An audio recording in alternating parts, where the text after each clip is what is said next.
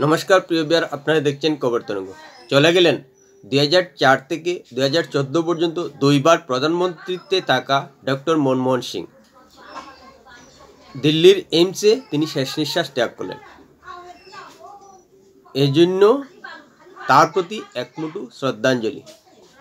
1932 সালে অবিভক্ত পাঞ্জাবের গাহতে জন্মগ্রহণ করা ডক্টর মনমোহন সিং 2024 সালে শেষ নিঃশ্বাস ত্যাগ করলেন। তিনি ছাত্রাবস্থায় পাঞ্জাব বিশ্ববিদ্যালয় থেকে অর্থনীতিতে স্নাতক এবং পরে কেমব্রিজ বিশ্ববিদ্যালয় থেকে অর্থনীতিতে ডিগ্রি নিয়েছিলেন।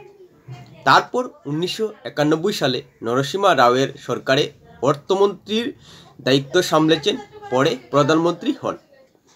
তার দুটি কাজকেই ভারতবর্ষ মনে রাখবে। প্রথমটি, অর্থমন্ত্রী থাকা অবস্থায় দেশের অর্থনীতিতে সংস্কার এনে উদারীকরণ সৃষ্টি, এবং যার কারণে বর্তমান ভারতবর্ষ অর্থনীতির দিক দিয়ে উল্কার গতিতে এগোচ্ছে। তৃতীয়টি, প্রধানমন্ত্রী, যে জন্য তাকে অ্যাক্সিডেন্টাল প্রধানমন্ত্রী বলা হয়। তখনকার ভারতবর্ষে প্রণব মুখার্জি এবং শরদ পাওয়ারের মতো বাঘা বাঘা রাজনৈতিক নেতা ছিলেন কংগ্রেসে, কিন্তু সোনিয়া গান্ধী শেষ পর্যন্ত ডক্টর মনমোহন সিংয়ের উপরই দায়িত্ব দিয়েছিলেন। প্রথমেই আসবে অ্যাক্সিডেন্টাল প্রাইম মিনিস্টার নিয়ে তার অভিধান। তখনকার সময়ে কংগ্রেসে প্রণব মুখার্জি সব থেকে যোগ্যতম ব্যক্তি ছিলেন। যে প্রণব মুখার্জি ইন্দিরা গান্ধীর আমল থেকেই একজন দক্ষ রাজনীতিবিদ, কিন্তু সোনিয়া গান্ধী নিজে প্রধানমন্ত্রী না হয়ে মনমোহন সিংয়ের উপর দায়িত্ব দিলেন প্রণব মুখার্জিকে এড়িয়ে, যার কারণেই তাকে সম্ভবত অ্যাক্সিডেন্টাল প্রাইম মিনিস্টার বলা হয়, যদিও শরদ পাওয়ার সামনে আসবে এক্ষেত্রে।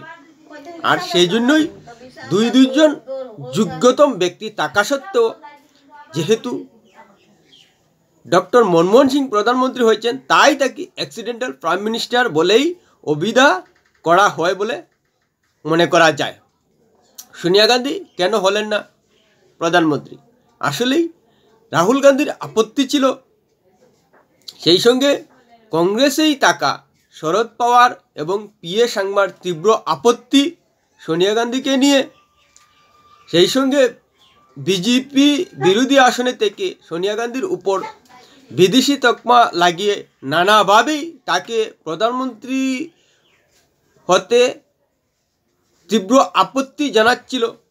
সেই সঙ্গে সবথেকে বড় যে বিষয়টি তার মনে বারবার হয়তো নাড়া দিচ্ছিল, সেটা হতে পারে যে 1968 সালে ভারতবর্ষে আসার পর 1984 সালে শাশুড়ি ইন্দিরা গান্ধীর দেহরক্ষীর দ্বারা মৃত্যু এবং 1991 সালে স্বামী রাজীব গান্ধীর আত্মঘাতী বোমারুর দ্বারা মৃত্যু নিশ্চিতভাবেই তার মনে নাড়া দিয়েছিল প্রধানমন্ত্রী হতে গিয়ে।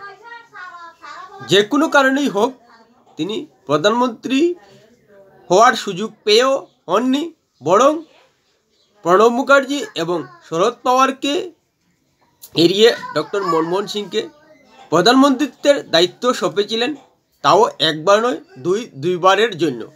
অথচ তখনকার কংগ্রেসে সব থেকে যোগ্যতম এবং পড়কাওয়া নেতা ছিলেন প্রণব মুখার্জি, এবং তিনি যে সত্যিকার অর্থেই যোগ্যতম ছিলেন 2004 সালে এবং 2009 সালে যখন কংগ্রেস সরকার গঠিত হয়, যত ক্রাইসিস এসেছে কংগ্রেসের দলের হয়ে সব বেশিরভাগই কিন্তু সামলেছিলেন প্রণব মুখার্জি। কিন্তু এত দক্ষ থাকা সত্ত্বেও প্রণব মুখার্জি এবং শরদ পাওয়ারকে দায়িত্ব দেননি সোনিয়া গান্ধী, যার কারণেই সম্ভবত তাকে অ্যাক্সিডেন্টাল প্রাইম মিনিস্টার বারবার শুনতে হয়েছে।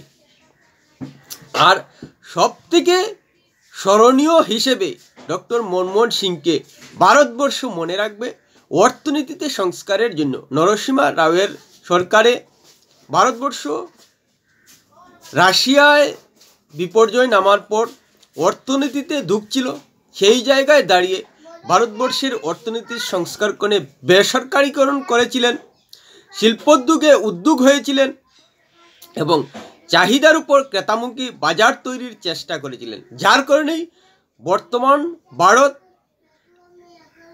অর্থনীতিতে ছুটছে দুর্বার গতিতে।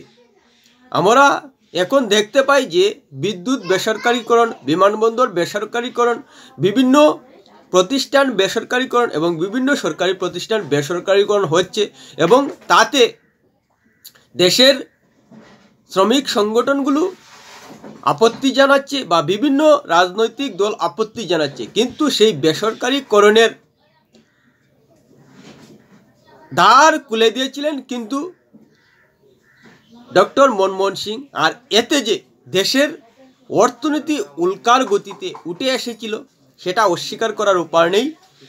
আর তিনি কংগ্রেসের নেতা হলেও এটা কোনো রাজনৈতিক দলের নেতা এবং কোনো রাজনৈতিক নেতা অস্বীকার করতে পারবেন না দেশের অর্থনীতিতে মনমোহন সিংয়ের অবদান, এবং সেটা সবাই এক বাক্যে স্বীকার করেন। এবং তার অর্থনীতিতে যে দেশের জন্য অবদান করে গেছেন এবং তার অর্থনীতিতে যে মেধার বিকাশ ঘটিয়েছেন দেশের অর্থনীতির জন্য, সেটা সবাই স্বীকার করেন এক বাক্যে, এতে কোনো প্রশ্ন নেই। এবং সেটা প্রত্যেকটা ভারতীয় স্বীকার করবেন যে দেশের অর্থনীতির মোড় ঘুরে দেওয়ার জন্য ডক্টর মনমোহন সিং প্রশ্নাতীতভাবেই অবদান রেখে গেছেন এবং এই জন্যই তিনি চিরস্মরণীয় হয়ে থাকবেন। ভারতবর্ষের বর্তমান অর্থনীতি যেভাবে আশার সঞ্চার করছে তা কিন্তু গুরুত্বপূর্ণ অবদান থাকবে ডক্টর মনমোহন সিংয়ের। আর প্রধানমন্ত্রী থেকেও, যেহেতু প্রধানমন্ত্রী ডক্টর মনমোহন সিং উচ্চারণ করলেই সরাসরি আসবে অ্যাক্সিডেন্টাল প্রাইম মিনিস্টার। সারা ভারতবর্ষের অলিতে গলিতে ঢেউ উঠে যে তিনি অ্যাক্সিডেন্টাল প্রাইম মিনিস্টার। আসলেই অ্যাক্সিডেন্টাল প্রাইম মিনিস্টার তাকে এই জন্যই বলা হয়, তখন কংগ্রেসে পুরকাওয়া ভাগা ভাগা রাজনৈতিক নেতা ছিলেন এবং সব থেকে যোগ্যতম ছিলেন প্রণব মুখার্জি, এবং এই জন্যই তাকে অ্যাক্সিডেন্টাল প্রাইম মিনিস্টার বলা হয় যে ভাগা ভাগা রাজনৈতিক নেতাদের কংগ্রেস প্রধানমন্ত্রীর দায়িত্ব না দিয়ে রাজনীতিতে একেবারে